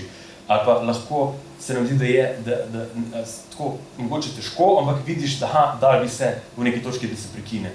Pri okoljski katastrofi, ki jo že zdaj bijemo, ni tako. Mislim, šele trenutek, ko ga bomo začeli resno lotevati se, ne bo prinesel rešitve. Ne pravim, da ni rešitev kot take, ampak pač prihodnost bo težja in bo polna nekega za zdaj še nepredstavljivega v bistvu trpljenja. In vsak trenutek, ko ga zdaj porabljamo za to, da se ukvarjamo s temi popolnoma nesmiselnimi vojnami, s katerimi bi že mogli že zdavni upraviti, je stran vržen trenutek in stran vržen denar in da ne rečem, da hkrati te vojne, kot je bilo pred kratkim spet ugotovljeno, proizvajajo ogromno CO2-ja, in so, mislim, uničili marsikatere dobre projekte v teh letih, ki so poskušali karkoli na tem primeru rešiti. Torej, v tem smislu, kako ne zapadati v sam ta problem tega trenutka. Ja. Hvala, Erik, bomo končali s tabo. Ti si tako manifestativno zaključil svoj prejšnji nagovor in predpostavljam, da boš tudi sedaj, tako da tvoja beseda bo zadnja. Glede na to, da si ti nič kolikokrat bil v Gazi, bil na Bližnjem vzhodu, bil v veliko držav Afrike, skratka ta tako imenovani tretji svet, že dolga leta spremljaš, veliko dobro poznaš, iz prve roke v bistvu vidiš, kako vojne nastajajo znotraj, kdo jih producira, kdo jih režira, orkestrira in na kakšen način tudi nastajajo neka ljudstva, oporne skupine, skupnosti, ki se pač temu celi mašineriji tudi upirajo, pač gradijo nek odpor.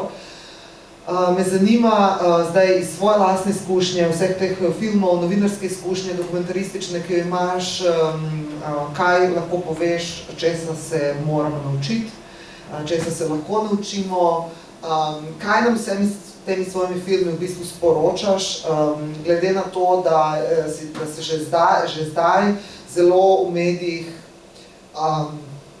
teh dominantnih medijih, v bistvu, ki imajo spet nek svoj ideološki narativ, v bistvu spekulira, a bo vojna v Evropi, kdaj bo vojna v Evropi, kako pa kaj, skratka, neka panika se že zdaj ustvarja.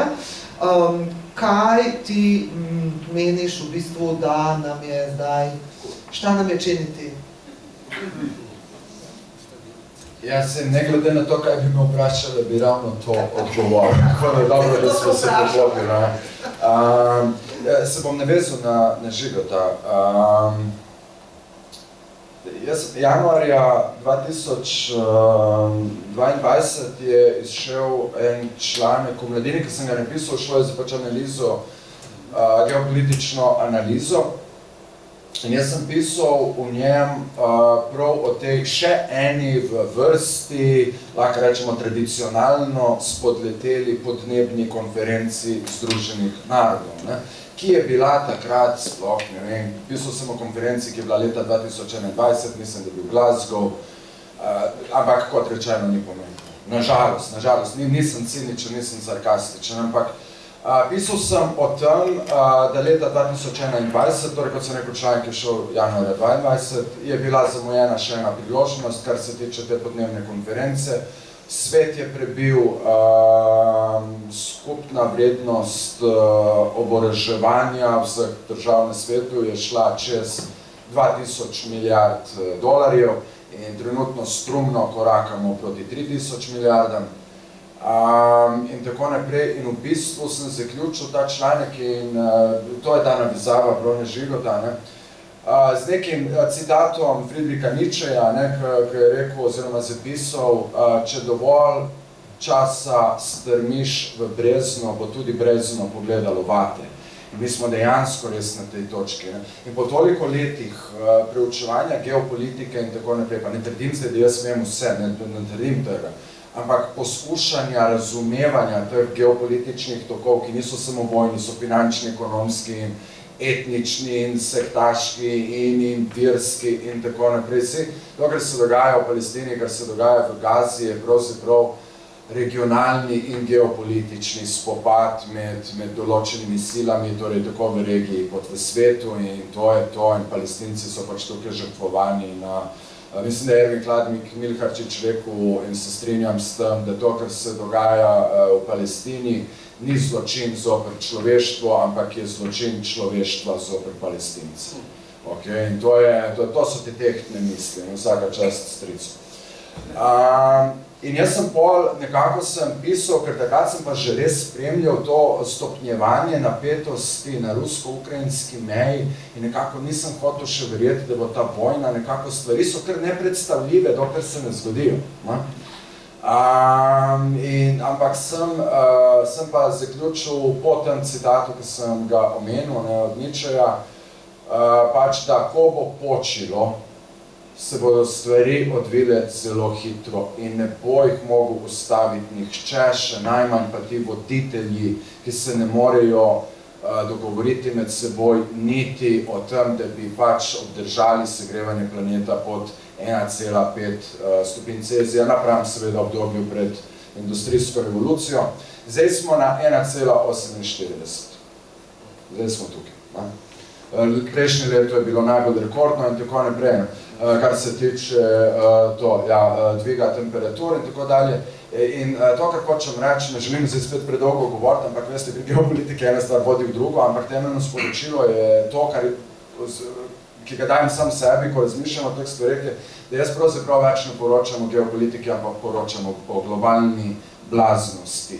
Jaz te besede ne uporabljam lahko, nobene besede ne uporabljam lahko, ampak jaz vidim to blaznost, kako se širi in kako golta pred sabo čist vse. In to je ta neizbežen proces, ki ga gledamo v 21. stoletju. Na eni strani imamo v tako imenovanem tretjem svetu, nerazvitem svetu, manj razvitem svetu, imamo kaos, ki se širi in golta cele regije, cele države in tako naprej. Sirija de facto kot država ne obstaja, Libija ravno tako ne. Vse, kar se dogaja v Sahelu in tako dalje. Ukrajina ima vojno že od leta 2014. 14, ni to od 2022 in tako dalje. Ne. Skratka, če ste pozorni, naštevam stvari, ki so nam okrog, ne, in širše in tako dalje. Ne. In na drugi strani, medtem ko se širijo ta območja brez vladja, ne, imamo pa seveda te vele sile, te najbogatejše države in tako naprej, ki gradijo svoje metaforične in dejanske zidove. Amerika svojega, Izrael že vrsto let svojega, Evropa svoje, takšne in drugačne in tako naprej, avstralske vode varuje vojaška mornarica že vrsto let in to samo zaradi migracij in tako dalje. In tako naprej, in tako naprej. In na ta način se te vele sile poskušajo ograditi od problemov, ki jih pravzaprav same v veliki meri ustvarjajo. Ne? In ko potujete po Bližnjem vzhodu, vidite, znači res to zibelko človeštva, to zgodovino človeštva in tam lahko vidite različne te starodavne trdnjave, ki so bile včasih tudi mesta in tako naprej. Ne? In pravzaprav je zelo velikokrat iz različnih zgodovinskih obdobij, torej in ti pade v oči preko slej zaštekaš, da razumeš, dojameš, da vse, kar je ostalo od teh imperijev, so njihovi zidovi. Vse, kar je bilo za zidovi, tega pač ni več. Ne? Tako da to so te zadeve. Ljudje mislijo, da je Putin napadel Ukrajino zato, da bi se zoperstavil Zvezi NATO, bi bo zdaj Zveza NATO napadla Rusijo. Ne. Eno leto prej so Američani bežali iz Afganistana, ti posnetki so bili obupni. Evropska unija ni mogla angažirati niti Frontexa, ker je Poljska temu nasprotovala takrat, ko je bila tako imenovana kriza, šlo je za veliko več kot to, par tisoč beguncev, ki so bili na belorusko-ukrajinski meji, to je bilo decembra 21. januarja 22. Putinov režim je gledal te stvari, je rekel, ok, šipki so, gremo. In ta blaznost, ki jo imamo zdaj v Gazi, ne, jaz ne rabim tukaj preveč skupljati besed o tem, ker pač to ali čutimo in vemo in razumemo, ali pa pač ne. Kar bi rad povedal, je to, kar opažam. Zaradi tega, ker je v Gazi pobitih recimo toliko otrok, se potem ne poroča več niti o ubitih otrocih v Ukrajini. Ne. So siloviti napadi ruskih sil, ampak kot mediji, ki seveda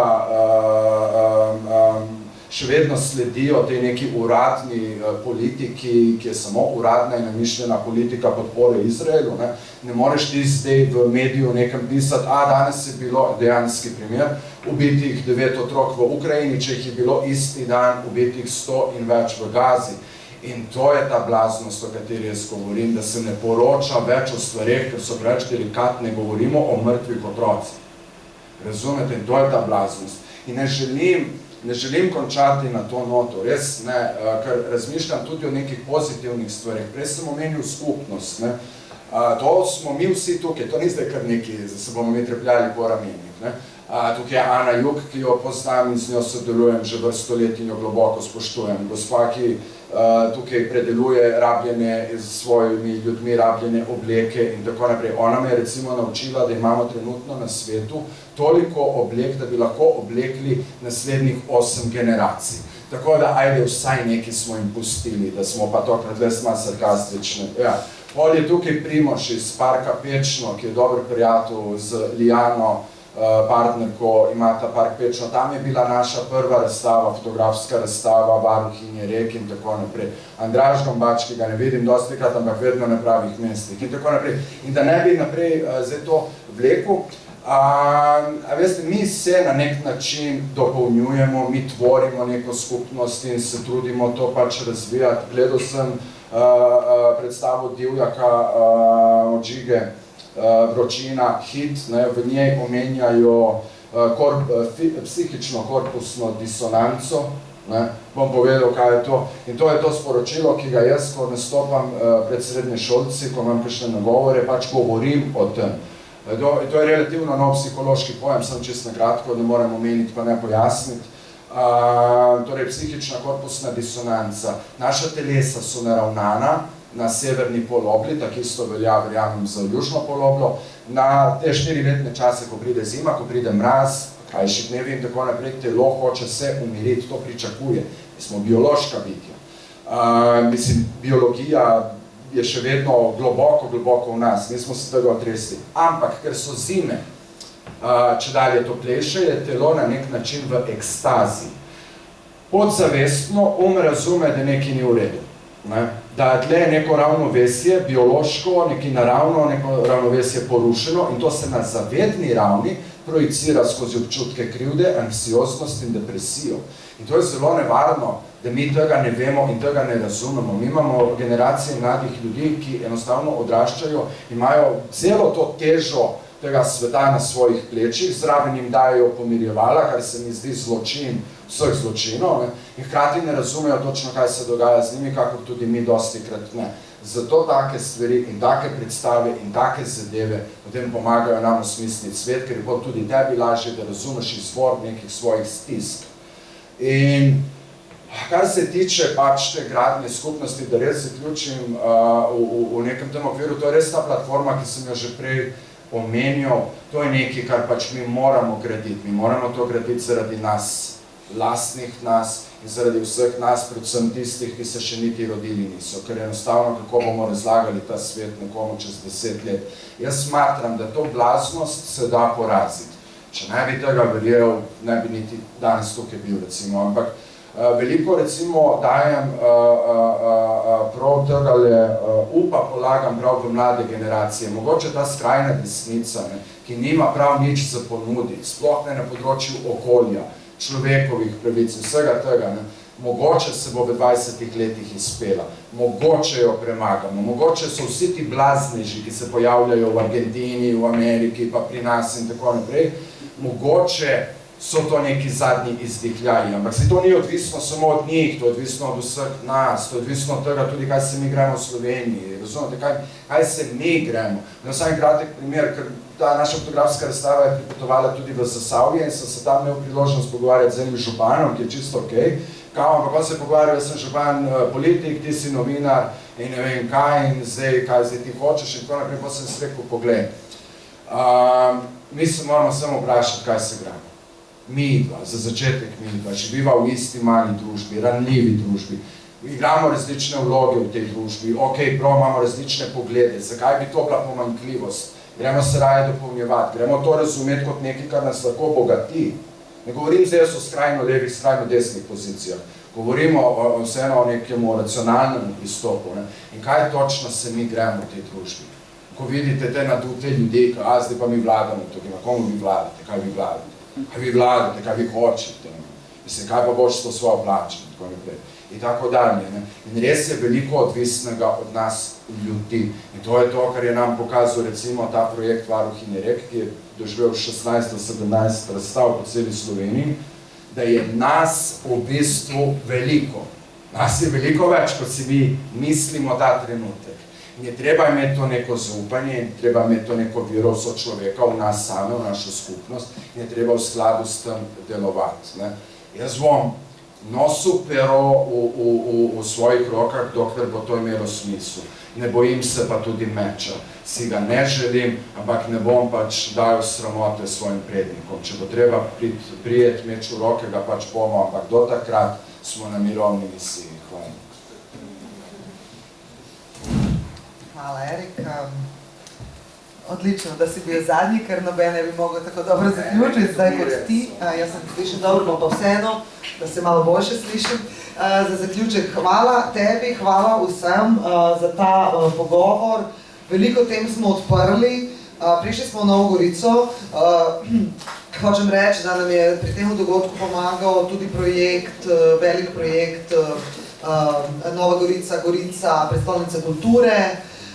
To se bo začelo naslednje leto, to je tudi nekaj, kar se bo tukaj dogajalo, mogoče nekaj od vsega tega, kar smo se pogovarjali, se bo akumuliralo tudi tukaj. Mi bomo z veseljem še kdaj prišli, še kaj naredili, ampak ključno sporočilo, da tudi od nas je odvisno, kaj se bo dogajalo v prihodnosti, se mi zdi ful pomembno in s tem bi tudi zaključila.